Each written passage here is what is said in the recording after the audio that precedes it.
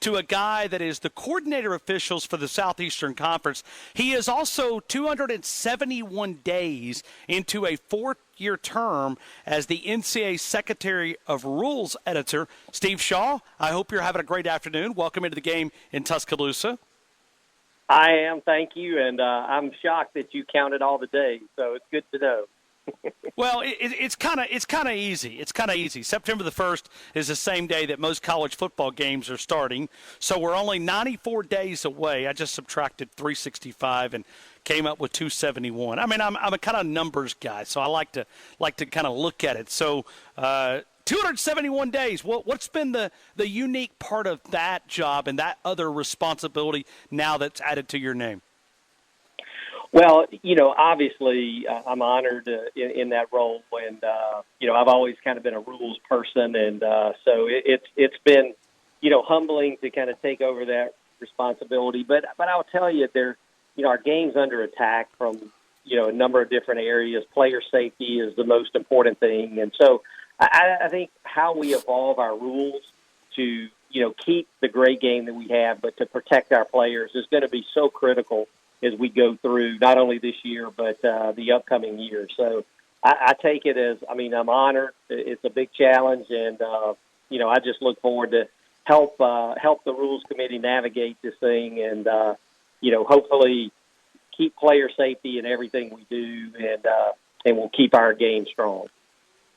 Steve, how did you create the interest in rules? Because you've worked your way up. I mean, you've kind of got into this, and now the position that you hold. But who helped you sort of cultivate this interest of Rules Committee and the involvement that you have?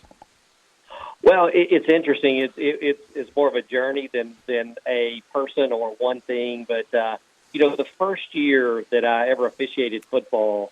I thought, like most people that played, maybe, I know the rules, that's not a big deal. Well, when you really get deep into the game, most people don't know the rules, in depth. And so seeing, these old-time officials sitting around, pregame talking about intricacies of the rules just kind of generated that interest. And, I recognized, hey, you may not know the rules as well as you think you did. So it really kind of caused me to get on a journey to say, hey, if I'm going to be a referee out there, I better know everything that can happen. And that's really what started it, and we really, just continued it. But what's interesting, and maybe most fans don't know this, is that, there's a subculture in officiating, and is this rules knowledge. And, we're always emailing one another a unique play. Hey, what if this happens? How do you handle it? What's the penalty enforcement? And so it really just kind of became, an outgrowth of officiating and needing to know the rules. And one thing I will say also, so, all officials start doing high school. And high school rules are pretty straightforward. Once you learn the different, it's very principle-based in penalty enforcement. And so is the collegiate rule book. However, and somebody tracks them. I've kind of lost count, but there are well over 100 exceptions to the enforcement process. So those you just have to know in your brain, and so that's what really created the journey of, hey, you got to know all these. So it's been fun, and now to take it full circle, to have responsibility and helping guide and lead the Rules Committee. Create, the wording. The biggest fear I always have is when you write a new rule, there's unintended consequences, and you need to be able to, I think a good Secretary of Rules editor recognizes what those unintended consequences and ensure that we do everything we can do to mitigate that, coming out of the gate. Steve, let's talk about some of the new changes for 2018. Maybe ask you, what is that eye-popping rule change that you guys are really focused on as we travel into 2018? Well, probably the biggest one, and the one that will be most noticed by the fans, is our new kickoff rule and the fair catch on a kickoff. So, one of the things the Rules Committee looked at, and it's no secret, the kickoff play has been, under introspection, the concerns about the injury rate on kickoffs and how do we make it safer. And so a few years back, we moved the kickoff line back up, from the 30 to the 35, and we incented the receiving team to take a touchback, and instead of getting it on the 20, they would get it on the 25. And I think the first year we did that, in round numbers, it kind of moved in FBS football the touchback rate from 20% on kickoffs to not quite 40, but it almost doubled it. And the reason that is significant is that what the data shows us is that the play on a touchback on a kickoff, and there's still blocks on it, but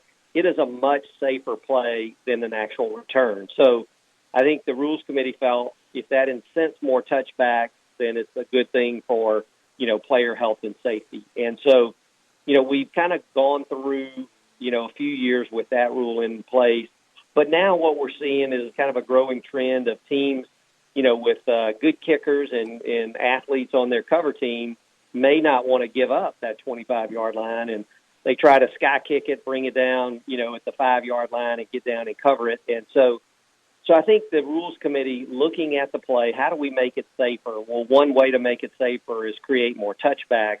And now the rule is going to give the receiving team the opportunity on a kickoff to call for, and if they complete a fair catch, then the ball will belong to that team at the 25-yard line. So if a team sky kicks, down to the 5-yard line, the guy can call a fair catch, and without having to return it, get the ball on the 25. So it'll operate very similar to a touchback, and, the goal is to make the play safer. And there's a number of other things the Rules Committee looked at on our kickoff that could potentially make it safer. I think they settled on this and only one thing because they want to see year over year, what does this do to the touchback rate? If you make multiple changes, it's unsure how, multiple changes, what impacted it most. And so I think that's probably the biggest change that our fans will see as we come into the season.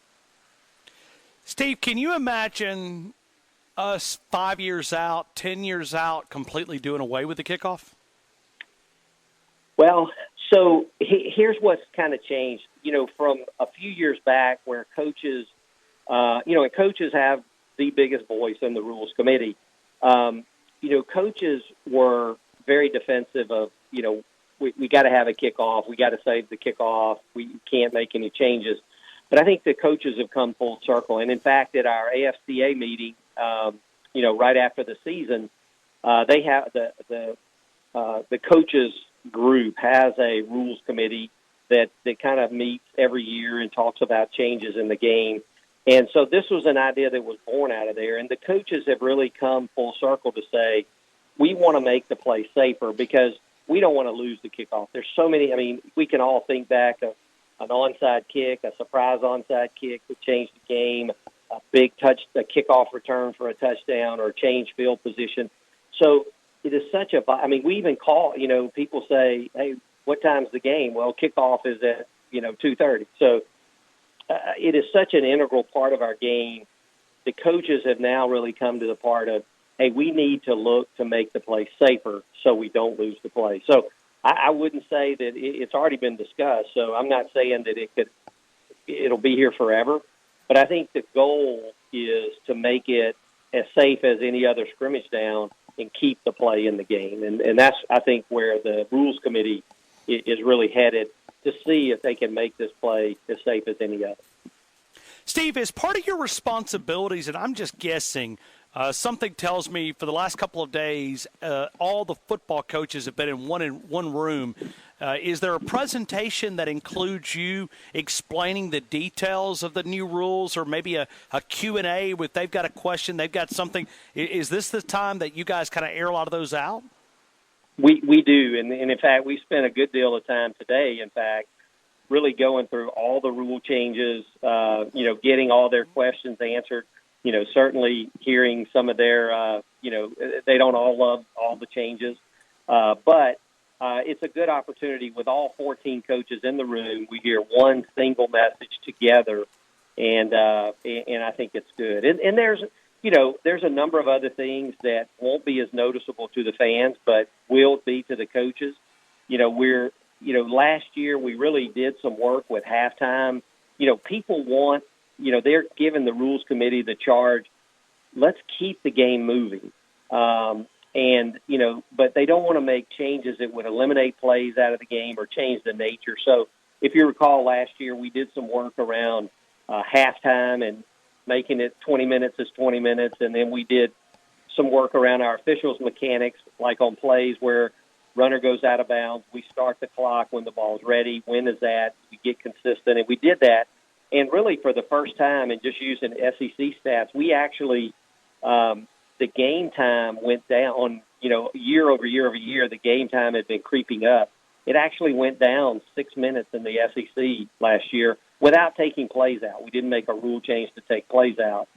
And so the competition committee has challenged the rules committee, keep doing that. We want you to take these dead times, administrative times, and shorten them down. So this year, after a touchdown and after a kickoff, we're going to have a 40-second play clock. So what that means basically is that, like before, after a touchdown, we would wait until everything was set, and then the referee would blow the ready for play, would signal ready for play, and it would be a 25-second clock. But we did a lot of timing, and it was really taking longer than 15 seconds to get to that point. So the rules committee is saying, hey, we're going to put a 40-second clock, just like we do every play in the game. And so when you score the touchdown, we'll have a 40-second play clock, and everybody will know that, and you'll have that window to get your extra point team on and get the play going. And same thing after a kickoff.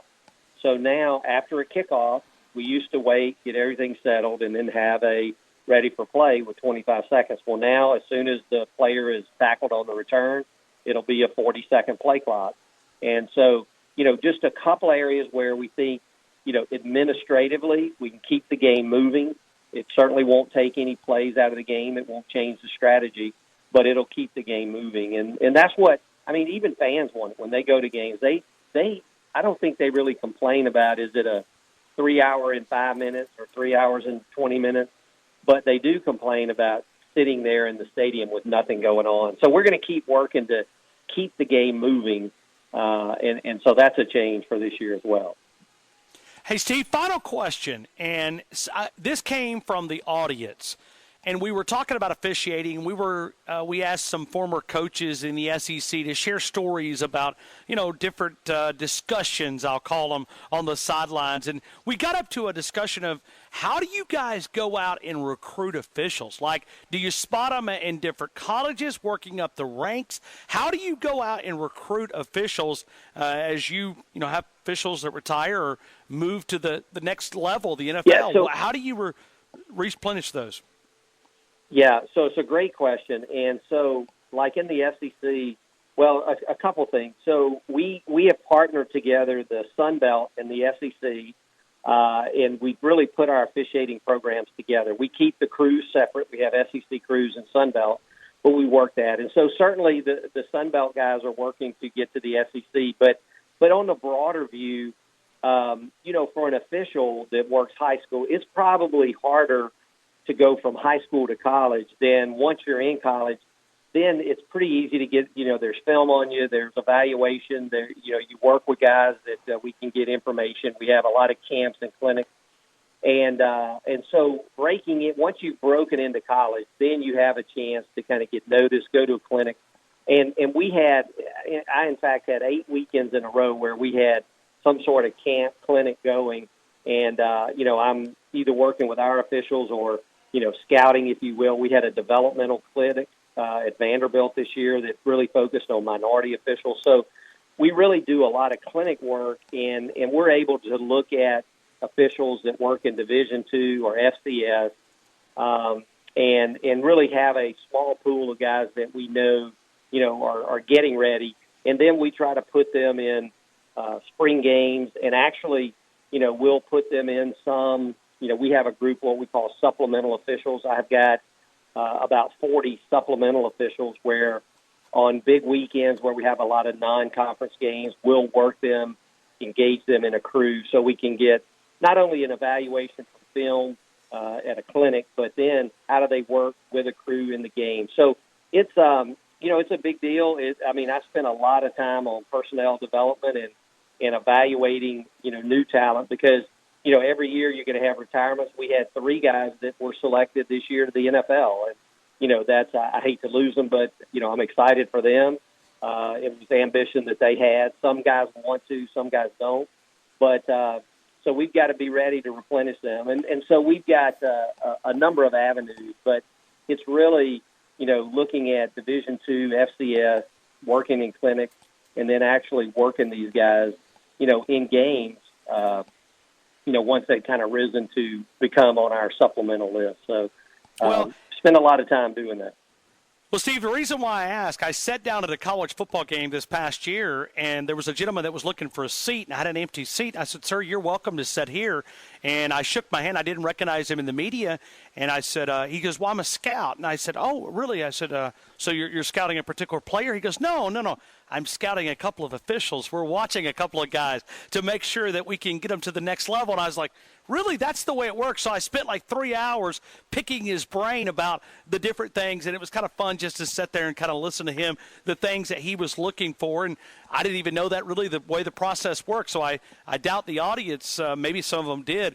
So that's why I wanted you to explain that. Steve, I appreciated our conversation. I hope you get a couple of hours off where you can go out and sit on that wonderful beach out there and maybe take a deep breath in and relax a little bit.